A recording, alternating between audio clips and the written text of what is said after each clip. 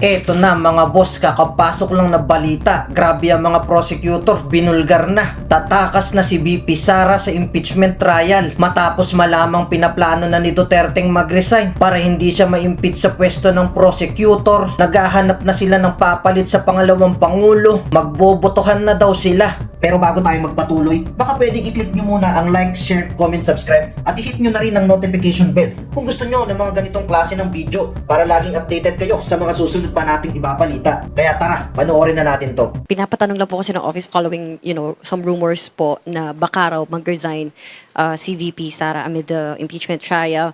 Meron na rin pong statement, itong si one of the prosecutors, Kakabag-Aw, sinabi po niya na hindi nga raw po ito yung sagot, kumbaga cheat code yung ginagawa if gawin nga po niya yung resignation is not a cheat code to escape accountability.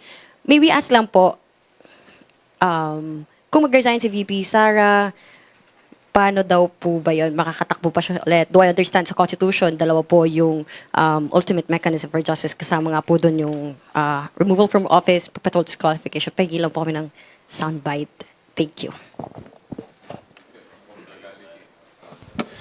Well, first of all, it's speculative at this point, no, to think that she will resign. Wala pa naman siyang sinasabi na ganyan ang plano niyang gawin. But just to address the question, nonetheless, diba, if that happens, her position is this impeachment trial should continue and we should see it through its logical conclusion. No? Dahil alalahanin natin ang penalties under the Constitution, no, for impeachment. It's not just removal from office, it's also perpetual disqualification from holding public office. So dapat ituloy ito, no? Lalo na patapos na ang prosecution, mag-present at least ng evidence sa isang article, which is article on grave threats. And tulad na ang sinabi namin, hindi pwedeng ibasura na lang natin lahat ng ebidensya. Pagkatapos na nating narinig dito, no? Ang ebidensya na nagpapakita, at least to our mind or position, no, na nagpapakita na hindi nakatanggap-tanggap na manatili ang Vice Presidente sa position na ito, pwede bang ibasura na lang natin to lahat dahil lang nag-resign na siya? No? So, hindi pwedeng takasan ng accountability at lahat, no, ng mga penalties under the Constitution by just simply resigning. Ako tingin ko kasi hindi siya magre-resign eh. Pero kung sakali, maghahanda ako. Para saan, sir? Maghahanda po para saan? Hindi, kailangan nila mag-appoint, di ba? May proseso. Hindi, joke lang. Joke lang kayo naman. Hindi, opinion ko lang, tingin ko hindi siya magre-resign. If ever, medyo maugong nga kasi yung mga ganong balita. Actually, isang buwan na maugong yung mga balita na yun. Pero sa tingin ko, hindi siya magre-resign. So, might as well face this impeachment trial head-on para masagot na rin po yung mga tanong saka ilang taon na rin po to. Maabot na ng taon. Tingin ko hindi siya magre-resign.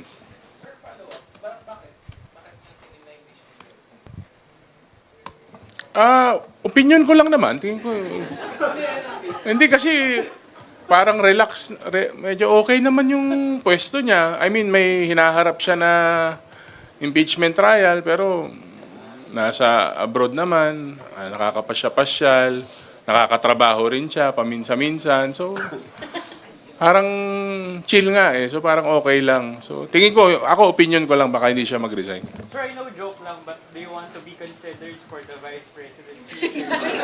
Because you already joke. Bagay ba? But would you want, sir, to be considered? Hindi siguro. Pero, kung may mga naniniwala sa akin, ba't hindi? Di ba? Alam ko dito, naniniwala kayo sa akin, pero hindi, concentrate lang tayo sa trabaho saka sa distrito. Sino po sa tingin niyo okay na maging VP? Maliban sa akin? Yes. Bata pa kasi si Rog eh, hindi pa pasok si Rog. Pero tignan natin, parang wala akong makitang iba. Sir, kayo pasok na kayo, sir. Ha? Pasok na kayo. Oo, 41 na ako eh. Tandaan.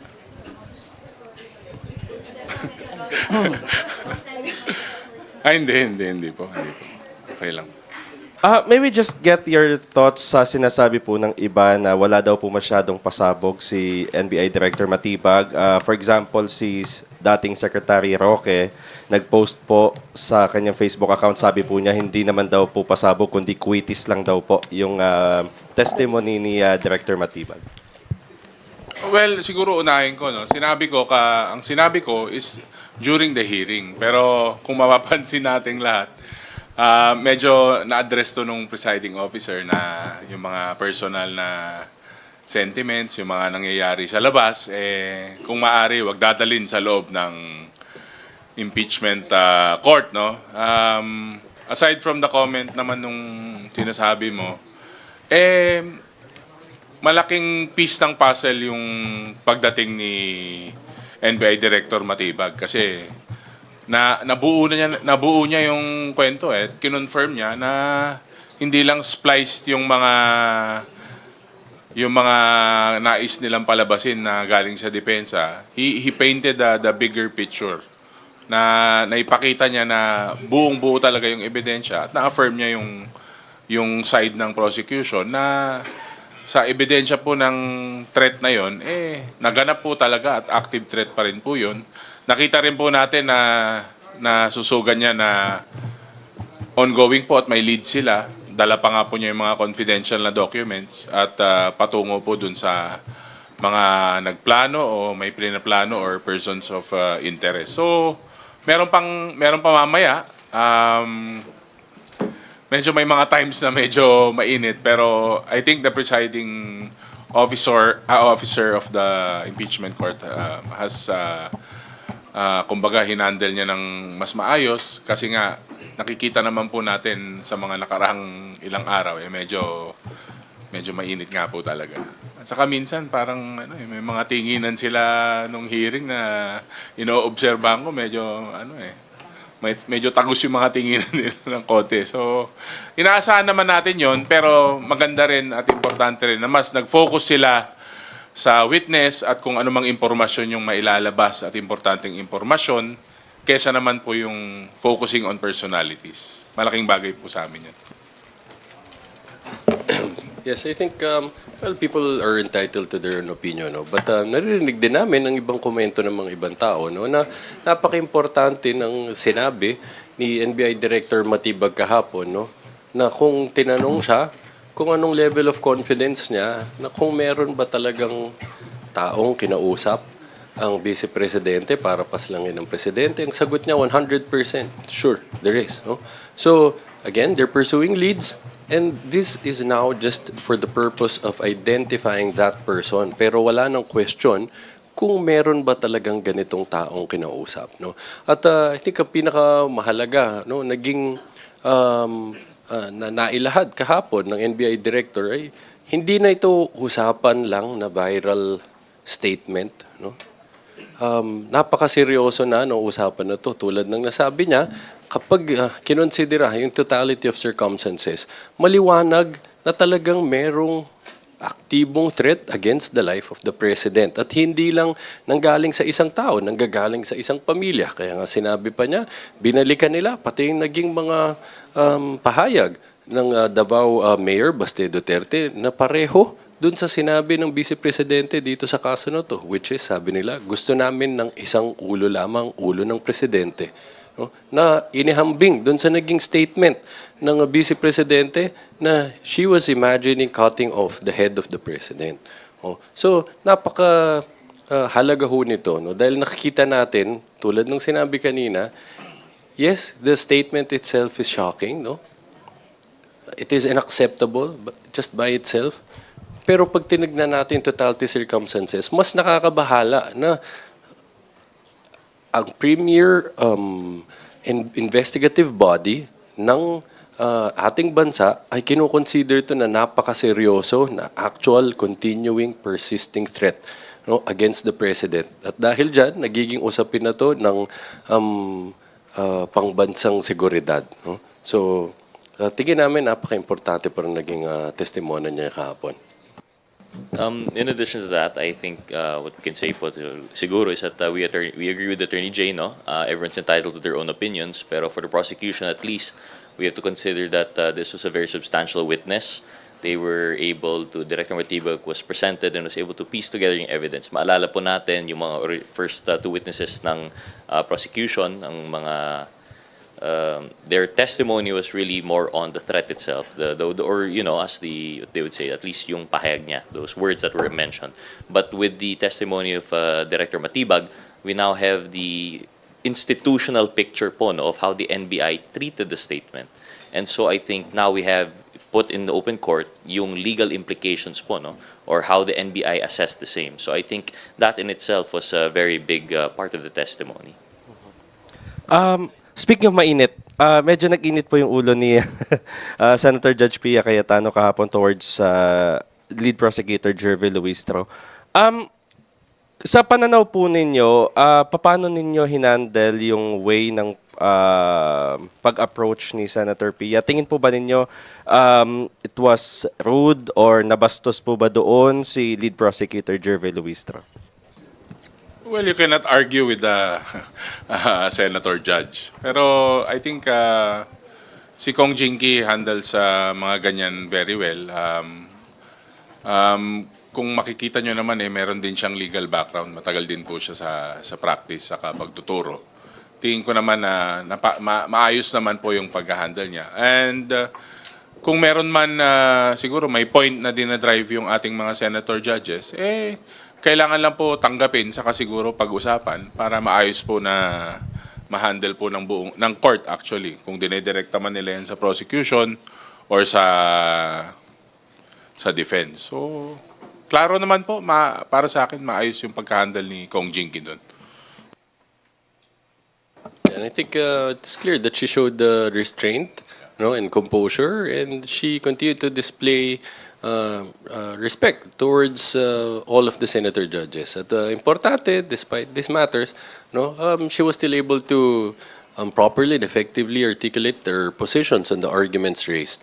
At pinakamahalaga, napailabas pa rin niya yung testimonya na gusto naming maipalabas sa importanteng testigo namin kahapon.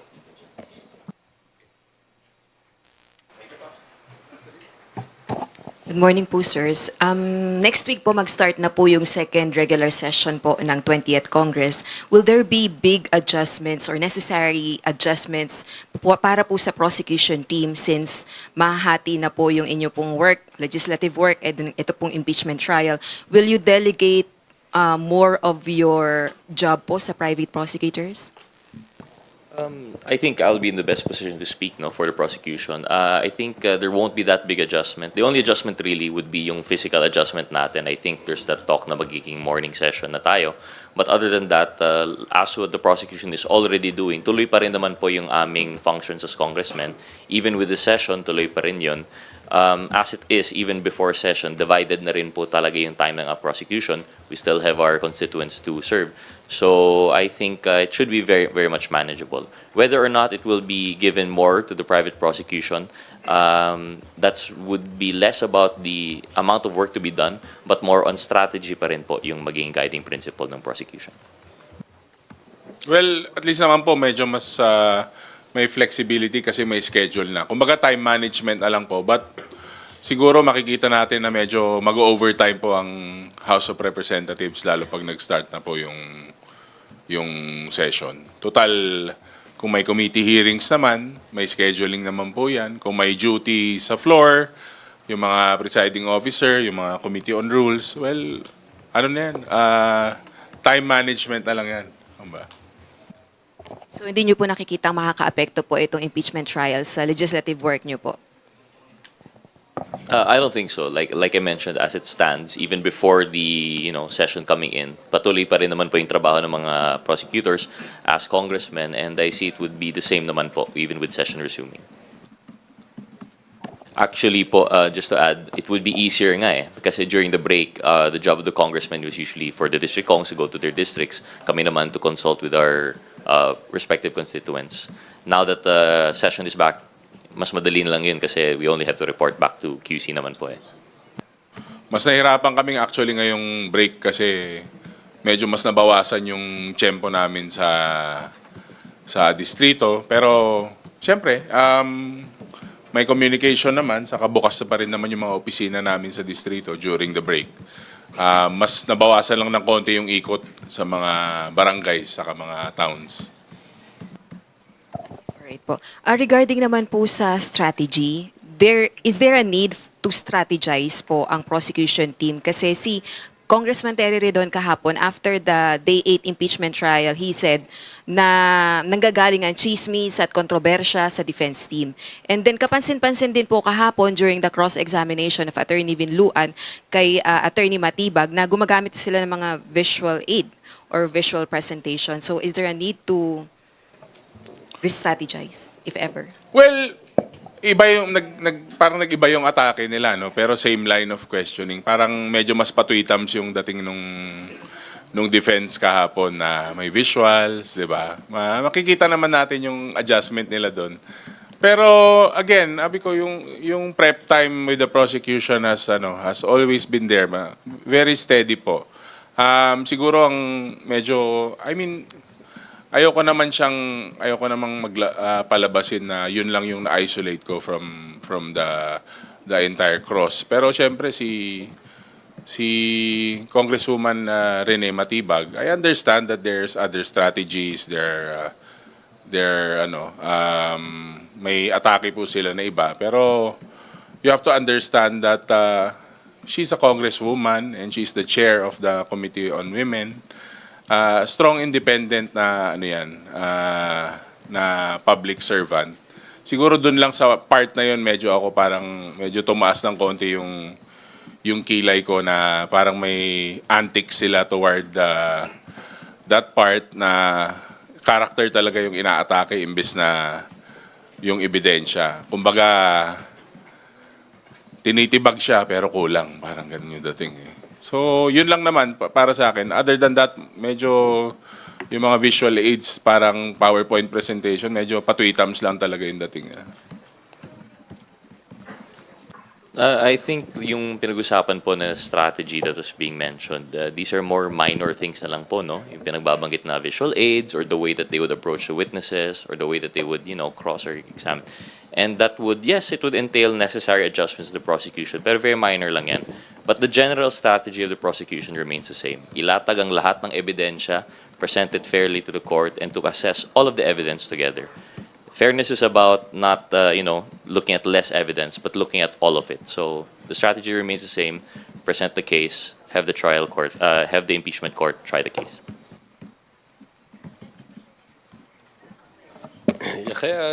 Kaya din namin laging inaanyayahan lahat ng mga kababayan natin na subaybayan ng mabuti itong impeachment proceedings na to, no? Para mapanood nila at makita ano ba talaga ang nangyayari sa paglilitis, ano ba talaga ang nagiging nailalapag na ebidensya sa paglilitis na to, ano bang nagiging tugon ng mga witnesses sa questions ng mga counsels and the senators para hindi basta magpadala, no, doon sa mga misinformation campaigns kung saan man yan nanggagaling, no? Kasi minsan nakikita natin may mga videos, no, taking some portions of the trial and taking it out of context, kaya naliligaw yung mga tao. Kaya napaka halaga na mapakita natin sa kanila ano ho yung totoong nangyayari sa proceedings na ito. At tulad na ho ng nasabi kanina, yes, madami hong naging question doon sa cross-examination, no, nasubukan nilang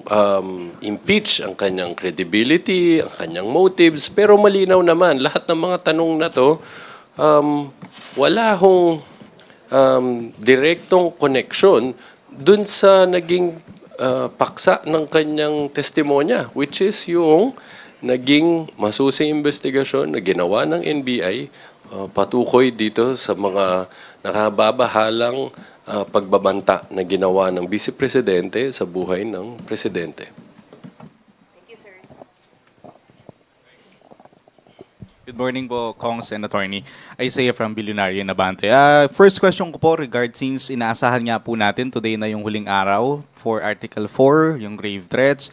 Can we say na enough na po ba lahat ng mga ebidensya, lahat ng testimonya na naiharap po natin sa impeachment court to convince our senator judges to convict the Vice President? Well, again, una-una we have to emphasize, we'll always respect the authority of the impeachment court which was granted to it under the Constitution to decide on this matter. So hindi ho namin pangungunahan kung ano maging desisyon nila. Pero ang pwede naming sabihin is malaki ang tiwala namin at kumpiyansa sa ebidensya na naaming nailatag na paukol dito sa grave threats. Again, at this point, wala nang katanungan kung totoo ba itong video na napanood na by this time ng lahat ng tao na siguro dito kung saan ginawa yung pag-amin na meron ng kasunduan ng Vice Presidente para paslangin ng Presidente. So wala nang question dyan. Napakaliwanag na din kung ba ang kadahilanan bakit ito seneryoso ng NBI. Dahil na nga, hindi ito isang isolated event, hindi ito isang sentence lamang or isang viral video. May pattern of pattern of violence na nakita, both in actions and in words. At patukoy dito sa naging salita niya, consistent siya, even before that November 23 video. Months before, sinabi na niya, gusto niyang pugutan ng ulong presidente. Sinundan niya na ito na pag-amin na actually meron na siyang kasunduan na patay ng presidente. Pagkatapos, 3 days after, hindi niya binawi, pinandigan pa niya yung salita niya. So, para sa amin, napakalinaw na ng ebidensya na ilinatag namin sa kaso na to.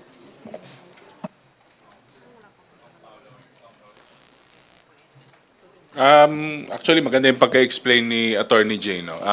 Sa akin lang talagang hindi naman nagbago yung ebidensya nga, yung for lack of a better term, hindi naman natibag yung mga witness. Mas nabuo pa nga yung picture, saka na-affirm na po na there is an existing threat. At ang threat na po yun nanggaling po sa pangalawang Pangulo. So, parang nasemento lang, pinatibay lalo. Sige, Kong Rog.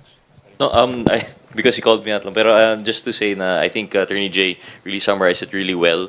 For the prosecution, I think we do believe that the evidence has already established all the points that the prosecution needed to establish. In fact, not just the witnesses and the indirect, dahil during cross, some points were already made na nakita po ng prosecution na we could actually do with less witnesses. And in fact, we did drop witnesses. So, yeah, I think it speaks of the confidence of the prosecution that the point has been made.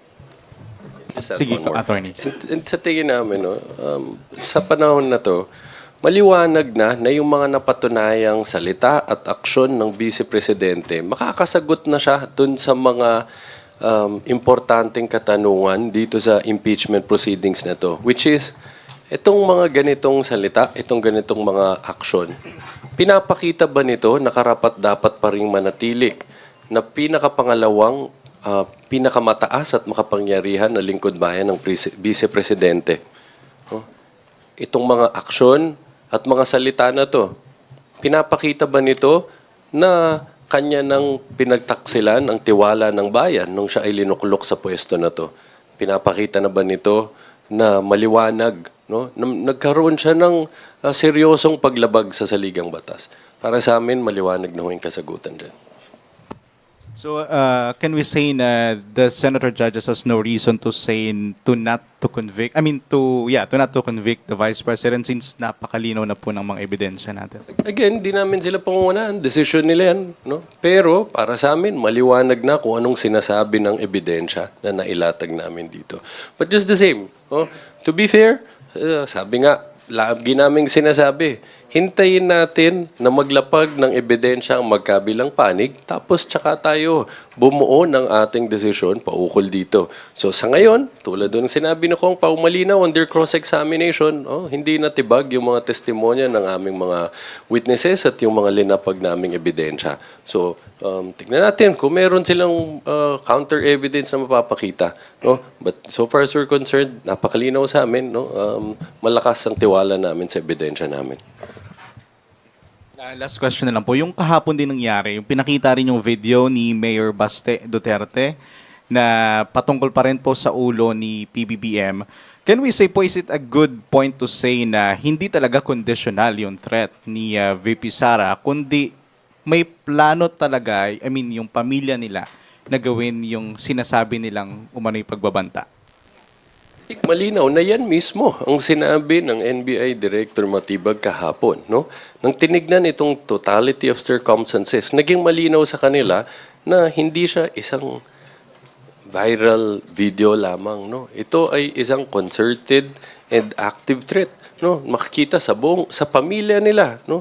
Pare-pareho yung sinasabi. Gusto nila ang ulo ng presidente. So, tama ho yun. We agree with the statement na mas pinagtibayan pa nito na talagang may plano talaga. At in fact, again, nagkaroon na nga ng kasunduan para isagawa itong plano na to. Ayun, tama po si Attorney Jay. No? Na-establish po yun, kumbaga na. Sabi ko nga, nabuo na yung bigger picture. Kumbaga sa buzzwords, parang ang maririnig mo na lang palagi, ulo, pugot, libing, hukay, bloodbath, dugo. Parang yun na lang yung mga buzzwords na lumalabas eh. Nakakalungkot, nakakaalarma actually. Kaya, again, never naman na conditional threat yung pagkakatingin natin dito. Talagang active threat po talaga siya. Which continues to be, alam naman ng taong bayan, nakikita nila yung mga nangyayari. So, yun lang po. In addition to that lang po na siguro, we don't want to, prejudge it, and we definitely don't want to say any conclusion of loss here. But as Attorney Jay said, this is the report of the NBI, no? It's an institutional report that he already testified to. And we have to remember that this is the NBI's conclusion. It's not final judgment for the impeachment court, but it is evidence definitely that should be weighed by the court. So. Last na lang po talaga. So, definitely itong impeachment na ito, nakatulong din po for the benefits of the President to na mailigtas nga siya dun sa possible danger na pinaplano po ng pamilya Duterte. I think outside of this impeachment process, maliwanag naman ang sinabi ng NBI Director na nagsimula na actually no yung pagbuo ng sa kanilang special task force no para seryosong imbestigahan pa itong threat na to. So I think it's not dependent on this. Kumikilos naman na yung mga investigative agencies and bodies natin. All right. Go ahead. Hello po, good morning.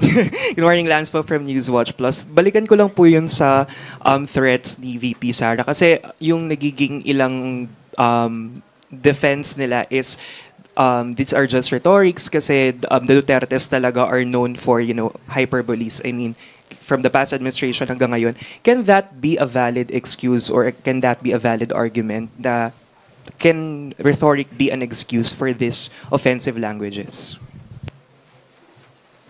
Well, of course not. Again, we have to look at the totality of the circumstances. It will be a completely different story if it was just uttered in a single event, one time. No? Pwede pang siguro sabihin, nadala lang ng bugso ng damdamin, mainit ang ulo niya, hindi niya sinasadya ito.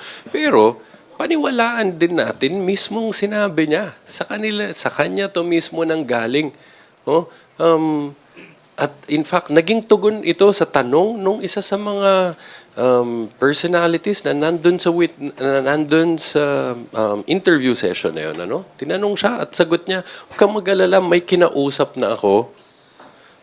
Sinabi ko sa kanya, patayin niya si Bongbong Marcos, Lisa Marcos, at si Martin Romualdez. No? At again, hindi ito simpleng pananakot lang na sinabi lang niya, papatayin ko kayo, may gagawin ako masama sa inyo. Hindi, no? Sinabi niya, inamin niya kung paano siya nagkaroon no, ng agreement dito sa tao na to na patayin ng presidente at sinabi pa niya kung anong instructions niya paano to gagawin. No? Sinabi niya, be relentless, huwag kang titigil hanggat hindi mo sila napapatay.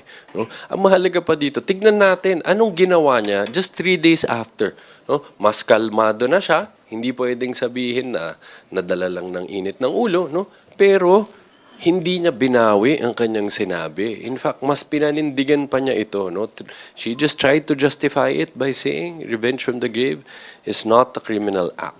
No? At pag tinignan mo din, mga aktwasyon niya bago ginawa ito, no? Maliwanag, sinasabi niya months before, she imagined cutting off the head of the president. Kaya din nga napakaliwanag nung maganda din yung sinabi ng NBI director kahapon to give more context on this na maliwanag actually. Hindi lang sa kanya nanggagaling ang threat na to. No, bagkus nanggagaling din to doon sa kanyang kapatid na pareho din ang hinihingi. Sinasabi nila gusto namin ang ulo ng presidente. Sir, yun nga po, yes, sorry, do you want to say, okay. Dun po sa sinasabi nung pinakita yung video ni Mayor Baste and the NBI is saying na it actually shifted to a plan na from the threat, meron na talagang planong patayin yung presidente sakaling may pumatay kay VP Sara. Do you think this reinforces the grave threat accusation against the Vice President? Yes, definitely. And you have to remember also, again, dun sa naging statement ng Mayor Baste Duterte, wala tayong narinig na kahit anong kondisyon o qualification dun, ano? Napakaliwanag lang ang sinabi, gusto namin ang ulo ng presidente. So, kapag pinagtahi-tahi mo ito, nagiging maliwanag kung bakit sinasabi ng NBI na sa kanilang tansya, no? Sa kanilang base, sa kanilang investigasyon, maliwanag that the threat is absolute. Last na po siguro on my end. Well, we all know that the defense has presented yung sa survey ratings of the president and comparing it with the vice president. And just last night po, may lumabas na Pulse Asia survey which was conducted before the impeachment trial kung saan nangunguna po si VP Sara doon sa presidential survey. Well, again, this was conducted before the impeachment trial. How is the prosecution panel taking this, at least big support for now, for the vice president? And will this impeachment trial change the game? Wala pa siyang kalaban ng presidente eh. Siya pa lang ang nagde-declare eh. So, malaking puntos po yun. Pero, sabi ko nga, ang surveys kasi, this is the way I see it. Kasi kunwari ako, top 8 ako sa buong Pilipinas na legislator, nakachamba ako. Nasa 80% yung trust rating ko. Survey yun. So, you'll take it as a booster to improve your governance. Gagamitin mo yan na basehan, gagamitin mo siyang tool para to improve your public service, di ba? Pero ang punto naman natin, iba naman tong impeachment trial.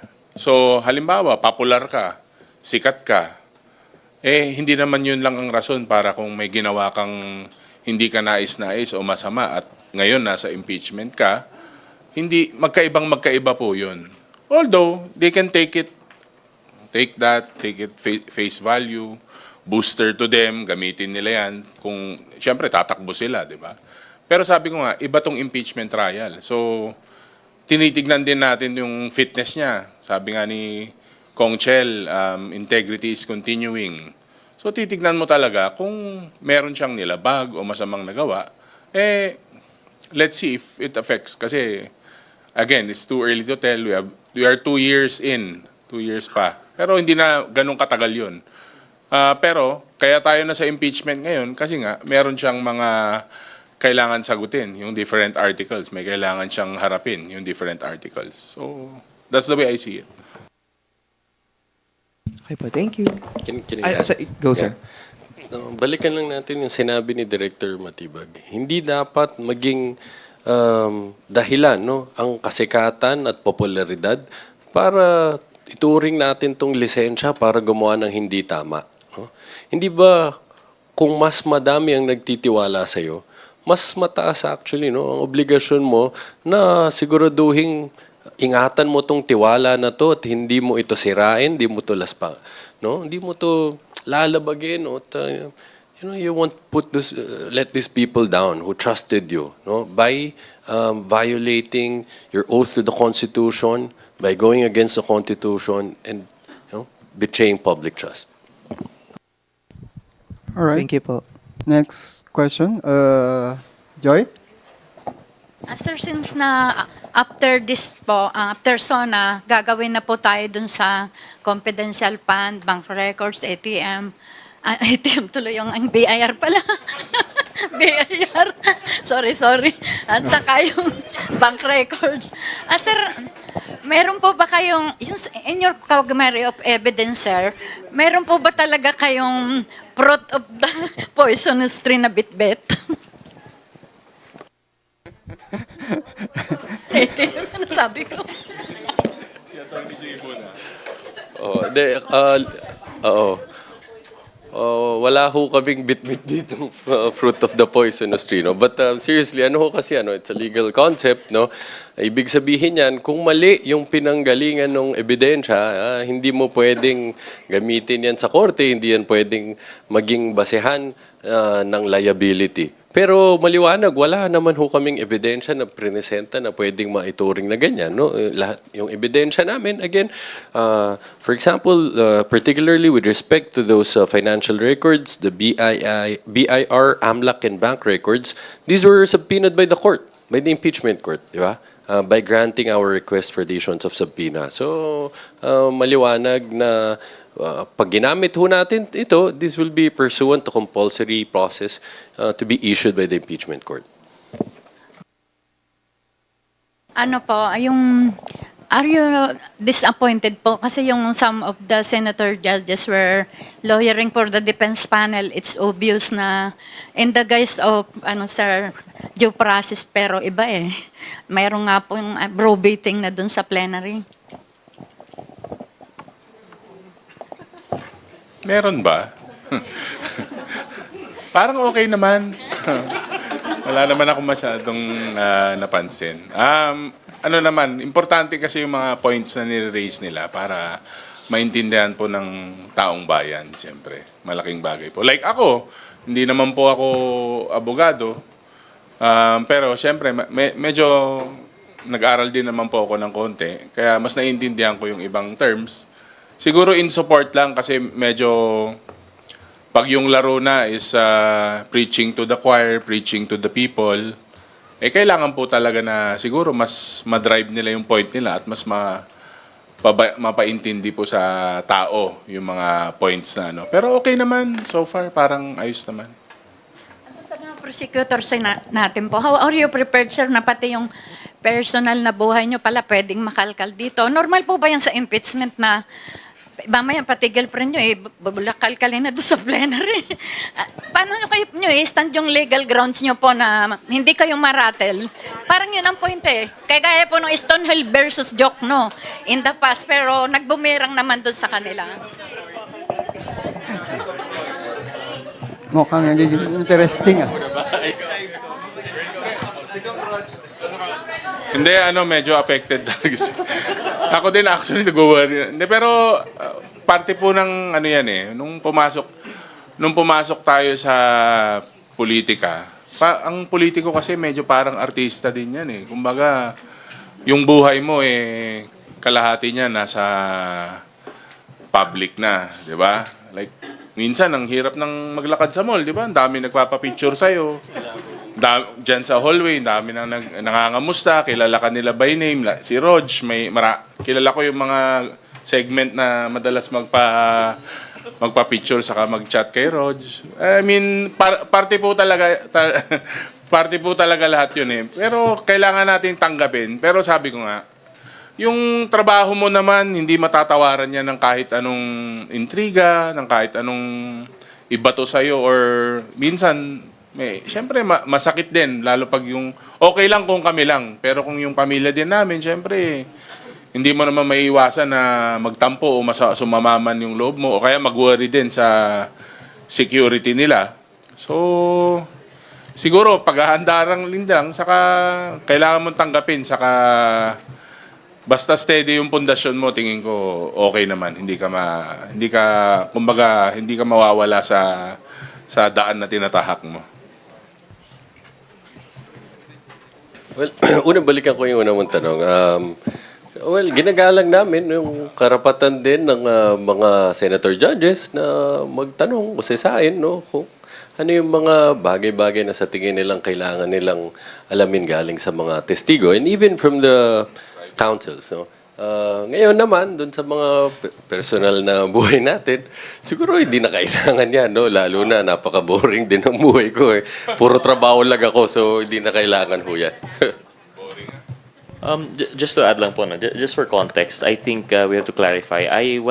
Ako lang po, no, baka personally, wala pa po akong nakikitang personal na tanong from the senator judges. If we may recall, ang personal na tanong doon ay usually sa mga witnesses. And consistently, the presiding officer has correctly held naman po na this is part of testing the bias or the interest of the witness and their credibility. So when it comes to the personal questions to the witnesses, that's all warranted naman po siguro. And I think that was very clear.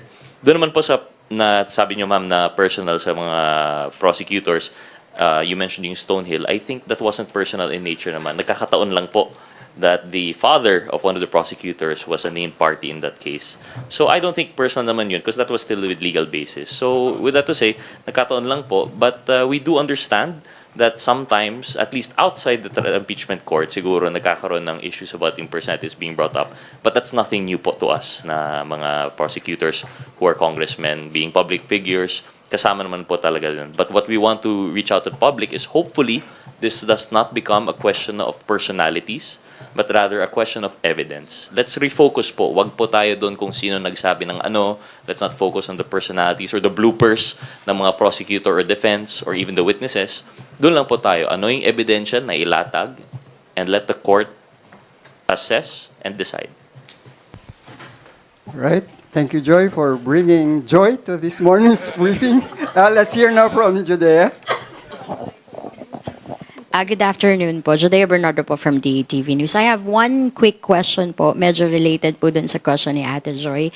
You've mentioned po, Attorney Tolosa, na ginagalang po natin yung karapatan ng senator judges to ask clarificatory questions. But let me cite a tweet from one of the senator judges, Senator Panfiliping Lacson, which actually called out his fellow senator judges who he said na nagle-lecture dun sa other senator judges about the Constitution, the rules of the court, and the leading jurisprudence.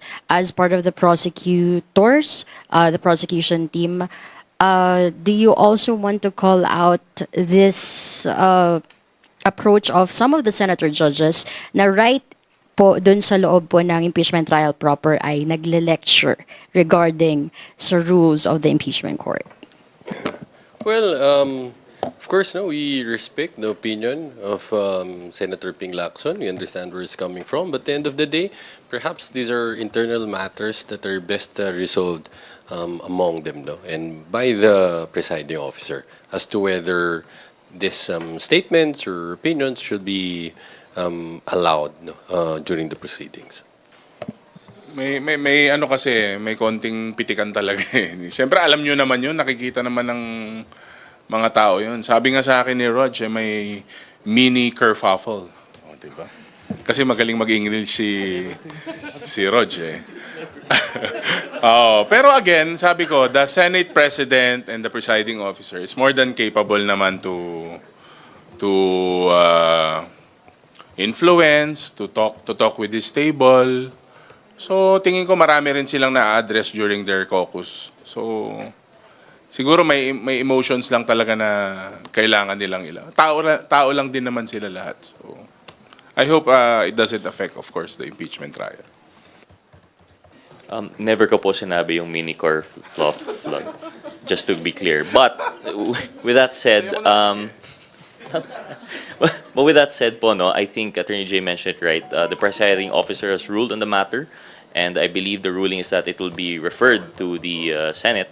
So on our hand, in our opinion, we respect and we submit to that, and we will abide by the ruling of the Senate, the impeachment trial. Is that all? Okay. Of course, I cannot help but recognize Kenneth for the question. Kenneth po from the Philippine Daily Inquirer. Sirs, what were the lessons learned by the prosecution team in the first few weeks of the trial, and how did those shape the prosecution's game plan moving forward? I guess it just became even more clear now that you have to be aware of the fact that this is not a normal, ordinary courtroom trial. The entire country is watching. So, di ba? And as you've seen, well, even at the start, no, we tried to use Filipino, no, and we continue to try to do that para mas masubaybayan at mas maintindihan ng mga kababayan natin, no. Even not just by way of questioning witnesses, and even sometimes in our oral arguments, no, and responding to questions of senators pertaining to questions of law. So we try to use the local vernacular para maintindihan natin lahat, no. And but right from the start, ang pinaka-focus naman natin talaga dyan, siguraduhin, mapresenta natin ang mabuti yung mga ebidensya natin, and that remains the same until today. Sorry, sir. For today, may balak po bang mag-redirect ang prosecution? Let's see. Hindi pa naman sila tapos sa cross-examination nila. No? Tinanong sila kahapon, mukhang medyo mahaba-haba pa yung cross-examination daw nila. That's why they even asked for continuance. But so far, dun sa mga naging tanong kahapon, parang wala kaming nakikitang masyadong rason para kailangan pang mag-redirect. No? Lalo na't tulad nga ng sinabi ni Kong Pao, no? Hindi natibag yung naging statement ni NBI Director kahapon. Ayun po. And how could the prosecution team ensure that its next case presentation would be as seamless as possible and easily understood by the public, as the next article involves kasi very voluminous documents concerning yung misuse of public funds? Tama ho yan, no? That's a challenge, no? Dahil nga, tulad ng sinabi ko kanina, we recognize the fact, no, na hindi lang ito simpleng courtroom trial, no, kung saan pwedeng maging technical, presenta mo lang ebidensya. Dapat alalahanin mo din, should present it in a manner that will be easily understandable, no, para sa ating mga kababayan. So, pinag-aandaan naman namin yan, no? Even going into this, we're already aware of that, at lalo na nung nagsimula na to, mas naging klaro yan sa amin, ang importansya niyan. So, meron naman kaming mga strategies, no, in place for that.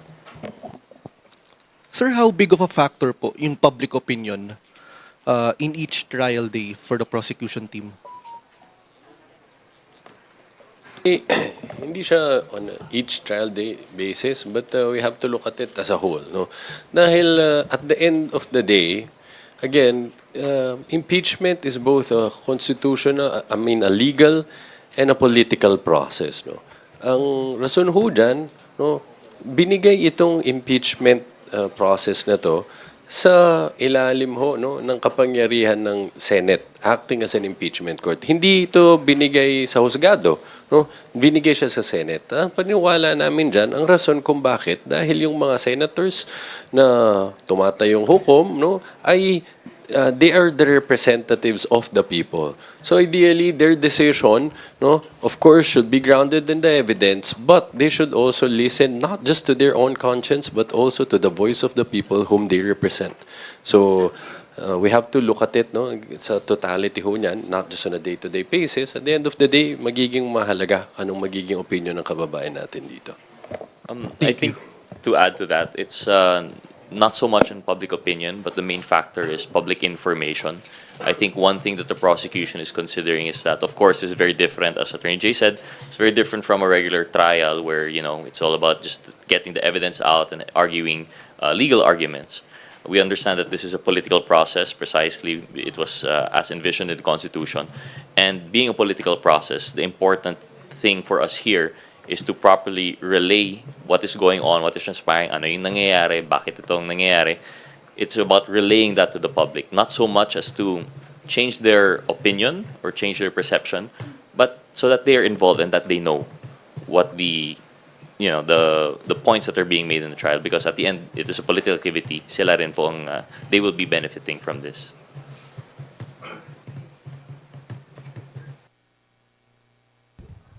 Sir, hello. Gabriel Lalo from Inquirer po. Sir, kasi kahapon may napag-usapan lang ng mga reporters kasi merong, while you may be satisfied with the outcome of regarding Article 4, merong ibang mga parang ang tingin nila parang nakukulangan sila. So napag-usapan na kapag ba winidraw na ng prosecution ang right niya to field the witness, pwede pa niyang bawiin yun. Kunyari lang naisip niya na, ay, parang gusto ko pa rin ipresenta tong taong to.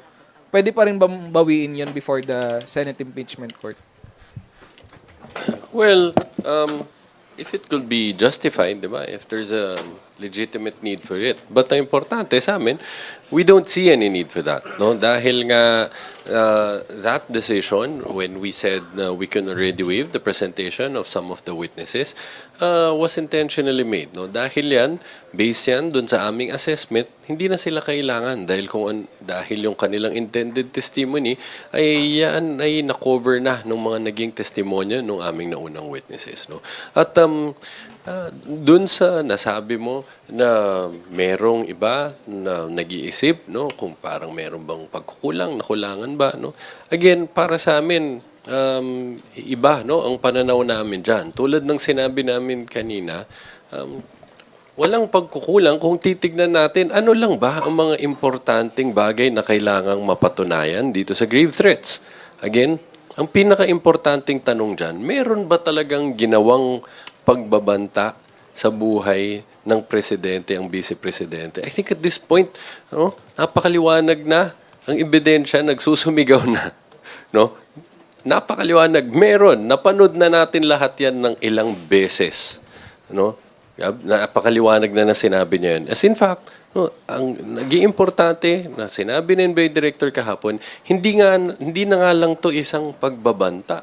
No, it's already a national security concern. Bakit they considered it as an active threat? No, nakita magmula doon sa mismong pag-amin ng vice-presidente, no, hindi nga lang siya pagbabanta. Sinabi na niya, meron talaga siyang kinontrata, meron siyang agreement with this person na patay ng presidente at tinignan ng NBI, no, ang kanyang mga naging akto, mga sinabi niya before, during, after, napakaliwanag na meron talagang seryosong plano, no, na gawin itong napakasamang bagay na to sa presidente. So, having established that, again, ang pinag-uusapan natin dito, betrayal of public trust, culpable violation of the Constitution.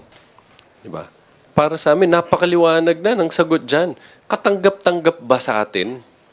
Don't we deserve more? Katanggap-tanggap ba sa atin na magkaroon tayo ng vice-presidente na gagawin itong mga bagay na to sa presidente? No? Yan ba, pinapakita ba niyan na hindi na siya karapat-dapat manatili sa pwesto niya? Yun ang katanungan dito. Actually, sir, yung concern came from well-meaning people who are also supportive of the prosecution panel.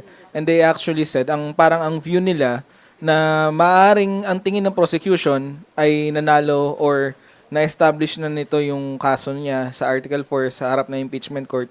Pero ang concern nila, sir, is outside of the impeachment court, hindi pa raw klaro sa maraming tao na yung ginawa ni Vice President Sara Duterte ay impeachable offense. Like, hindi raw nare-reflect yung sinasabi ng prosecution or yung argument na nire-raise ng prosecution sa narrative on social media. I mean, how would you try to counter this? Kasi parang over social media nga, prevalent pa rin yung mindset na it is not an impeachable offense. Dahil pwedeng merong mga tao sa mga kanto na sabihin papatayin kita pero hindi naman nila ginawa. Ganun yung pagkaka-relate nila, sir.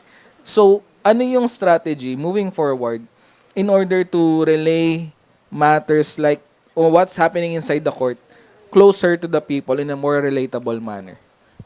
Well, first of all, Gab, I'm not trying to discredit what you said, no? But we don't know if that is the prevailing public opinion right now, di ba? But just the same, maaari. Mayroong mga ilan na baka ganyan ang opinion nila. Kaya, napaka-importante na gawin itong mga press conferences nito para communicate natin sa ating mga kababayan ano ba talagang nangyayari sa loob ng courtroom, no? O dito sa paglilitis na to. At kaya din napaka-importante na labanan natin ang mga misinformation and disinformation campaigns. Sa pamamagitan ng pag-anyaya sa ating mga kababayan na tutukan ng mabuti itong paglilitis na to. At dyan actually malaking tulong no, na inaasa namin from the media and from the credible na mga even credible podcasters no and influencers na dapat malabanan yung disinformation campaign para malaman ng mga kababayan natin ano ba talaga ang nangyayari sa loob ng paglilitis na to. Dagdagan ko lang, Gab, no? Kasi natanong kanina yung public opinion which is medyo similar din sa tanong mo. Siguro nakakatulong yun dahil na-address natin yung gaps. Yung mga gap na sinasabi mo, yung parang medyo downplayed siya sa ground. Pero hindi mo naman pwedeng i-downplay kasi presidente yung trinete ng vice president. So it's a very different situation. Pero maganda yung mga ganong klaseng tanong, yung mga ganong klaseng opinion kasi nga makikita mo pa rin yung actually communication gap yun kung tutuusin mo. Pero sabi nga ni Attorney Jay, malaking bagay yung media, malaking bagay po yung truth tellers para po na-explain at naiintindihan po siya ng kahit sino man na manunod ng ating impeachment o yung gustong umintindi pa ng mas malalim sa nangyayaring proseso ngayon. In a perfect world po, no, siguro we'd have all the time to present all the witness to make it abundantly clear to the public. But unfortunately, there are realities that we have to balance po, no? So I think that's it's a fair question. It's one of the points that the prosecution has to consider. But we do believe that the point has been made and then we stand by it, that the evidence supports our case. Any additional questions? Sorry. Pwedeng, malapit na po yung SONA Monday. What do you wanna hear po doon sa SONA ni PBBM? Are you expecting fireworks? Yes, Pao. Yan na naman yung mga fireworks na yan. Hindi, ako ang ine-expect ko, numbers. Numbers ang ine-expect ko. Like, hindi numbers game. ATM. Hindi, yung gusto ko yung numbers na, like yung accomplishments by the numbers, yung mga short-term plan po na very crucial for the next 2 years. Yun ang talagang tinitignan ko. At syempre yung sektor po ng agrikultura saka turismo saka health saka education. Yung naman po mga basic na hanggang ngayon nangangailangan pa rin po ng tulong. Ako siguro specific, targeted by the numbers, hindi yung sweeping. So mas surgical po siguro na SONA yung ine-expect ko. If it's not just expectation and wish list naman po, no? We know that it should be the last 2 SONAs of the president and it'll probably be laying out yung legacy building. But for us, hopefully, tumataas ulit yung presyo ng gasolina. Hopefully, oil deregulation is part of the conversation. Hopefully, maisama sa LEDAC yung MC taxi bill po namin. I mean, transportation related, sana po tuloy-tuloy na po talaga. I think that's on. If we're just talking about wish list po, no?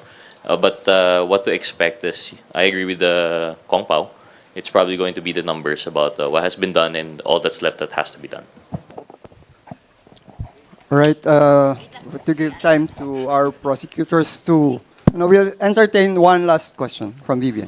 Sorry, since nasa SONA na rin naman po yung usapan at pagbabalik sesyon ng Kongreso, Kong Pao and Kong Rog, so it took the House 4 years to pass on final reading 26 of the 52 LEDAC priority measures.